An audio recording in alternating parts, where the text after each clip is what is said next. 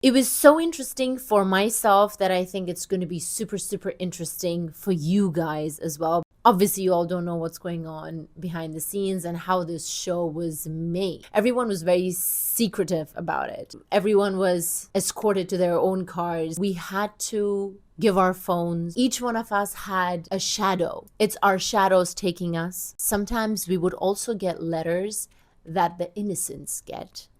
Everything was in one shot. Of course there were hiccups. Of course most of us were pissed. I would also cry because I was so overwhelmed with everything. Oh my God, it was so tough. I don't know if anybody is really going to understand. I used to strategize in my sleep. I am super impressed. Hi everyone, this is Elnnaz Norouzi and I'm back with another story time as the traitor. I was thinking I'm going to do one more story time to tell you guys all about how things actually happened for traitors. So I'm going to start from the beginning. It was actually very, very interesting, okay? It was so interesting for myself that I think it's going to be super, super interesting for you guys as well, because obviously you all don't know what's going on behind the scenes and how this show was made, you know? I myself never thought it's going to be like this. But few points, like, for example, when we started, first of all, we were not supposed to share that we're doing this show. And we also many times tried to find out who else is going to be on the show, but nobody ever told us, okay? So I had no idea who's going to be on the show. Even when we went for the flight, they put players onto different flights. Okay. There were a couple of people on our flights, but we still didn't know, are they going there also for the same thing or not, right? I remember Sufi was on my flight, Anshula was on my flight. I don't know who else was on my flight, but again, I didn't know these people before, and we were also not talking to each other. Everyone was very secretive about it. We would, when we got off the plane, everyone was escorted to their own cars. Nobody was supposed to talk to each other because we were not supposed to make plans or strategize together, right? Then we went to the hotel. Also, that was planned really, really well. Everyone was coming, and in a way that we don't meet in the lobby, right? And first we were put in one hotel before we get into the palace the next day. And in that hotel, we still had phones in the hotel. We had everything, you know? The next day, when we actually went to the palace, in that hotel, that night, we had to give our phones, our iPads, everything that we had away. They came at night and they would knock so long until you open and give everything you have. Headphones, phone, iPad, whatever, laptop. And you think if you could have cheated and kept something, the next day when we actually moved to the palace, where there was no watch in the room, no phones, barely any TVs working, then they scanned our bags to see if there is anything in those bags that is like a phone or with which we can connect, right? So we were completely without phones, without anything. Also, each one of us had a shadow, okay? They were called shadows. We didn't know their names. They were not supposed to talk to us too much. They were not supposed to tell us the time. They were not supposed to tell us anything. They were just there to bring our outfits, to bring whatever we needed, because we ourselves were not allowed to leave the room or do anything, right? We were always supposed to call our shadows, who were always outside of our room waiting for them to do things, whatever we need, if we may need anything, right? Yeah, it's so interesting. When I think about it and think back right now, I'm like, wow. How crazy was this? And how did the production think of these kind of things? How did they really manage this? You know, it's not easy. So that was one thing. The shadows was very interesting. The fact that we were not supposed to talk to each other when the cameras were not on. So when you see us come down the next morning, it's our shadows taking us, and each player comes one by one so that the other player doesn't see which room they're in, you know? Or even at night when we go up from the palace, when you see it's 12 o'clock, everyone leaves. There also, we go up and we have to wait for our shadows to come. Each shadow takes their person to their respective rooms. Once that person is inside the room, the next person is allowed to go in. Insane. Incredible.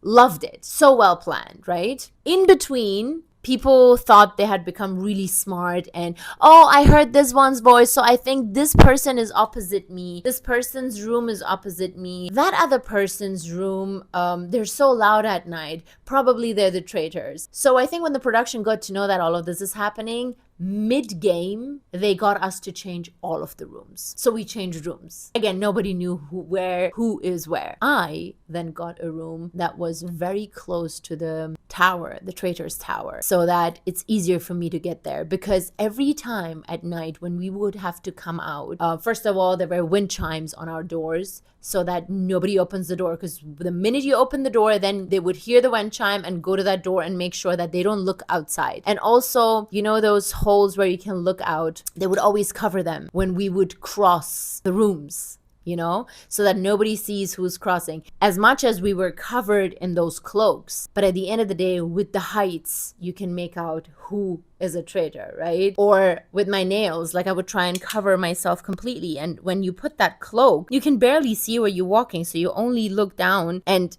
I would constantly have to like look like this to see where I'm going, even though I obviously had people who would help me go. They would also take us from inside the hotel so that we're not really too much in the hallway. Because what if one of the other players opens their doors, right?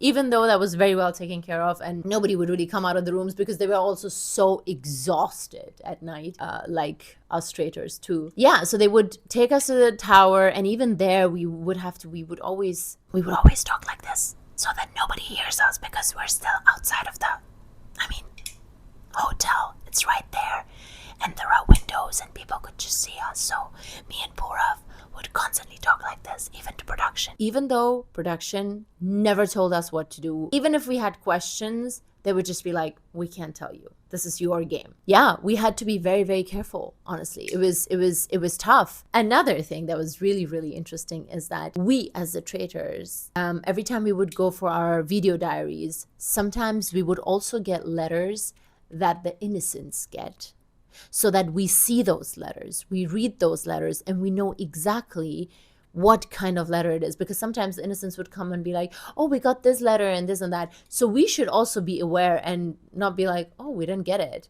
Because if we would then say we didn't get it, then the other people would be like, oh, so you didn't get the letter, so you might be a traitor. Why didn't you get the letter? So all of these things were so important. And it was, I mean, honestly, when I think about it right now, I'm like, it must have been so tough for the production to actually plan something like this.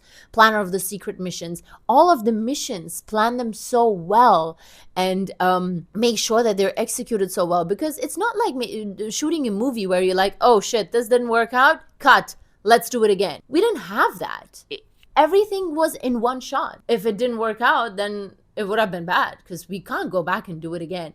So I'm just imagining how many times the production must have done the missions over and over again to find out how they have to be done, so they're just perfect. I am super impressed by how the production handled everything. Of course there were hiccups. Of course most of us were pissed at some point because we didn't get what we needed or whatever. You know, all of that happens. But I have done a couple of movies, I've done a couple of series, I've worked in the West, I've worked in India, I've worked all over the world. And I must say, I was very, very impressed by how The Traitors was made. I'm sure the makers have learned so much from season 1 that season 2 is going to be even better. But really, hats off to BBC and Amazon Prime, mostly BBC because they produced, I think. Yeah, it was a beautiful, beautiful experience. It was one of the toughest things that I've done in my life. I think I've said that before. I used to go back to the room while they were setting up everything for us to go and shoot as the traitors. I would sit and strategize, and I would also cry because I was so overwhelmed with everything, with all the lying and with all the, it was really tough, right? The whole day you do missions, you act like an innocent, you strategize like a traitor, you try to have your ears and eyes everywhere, and at night you have to strategize again and then stay up, don't remove your makeup, go shoot as a traitor, come back, shower, try to sleep, wake up in the morning, hair and makeup. Oh my God, it was so tough. I don't know if anybody is really going to understand how tough this was or if it looks easy for you guys, but honestly, I don't think there is anything else like the Traitors. It was mentally, it was really tough on me. It was really, really tough. I when I was sleeping at night, I used to strategize in my sleep. Like, I remember how I would think about, okay, in my sleep, I was still asleep, but I knew, I was like, what if we kill this person? Then what's going to happen? Then who's going to do shak on that other person? But shit, if they do shak on that person, maybe that's going to come on me, or it's going to go on Purav. In my sleep, I would think like that. And it was exhausting. It was so exhausting. But I'm so glad that it's paid off, because you guys are loving the Traitors. And I think this is a shout out to the production and everybody who played a really, really good game, because this show was not easy to make. Love you guys.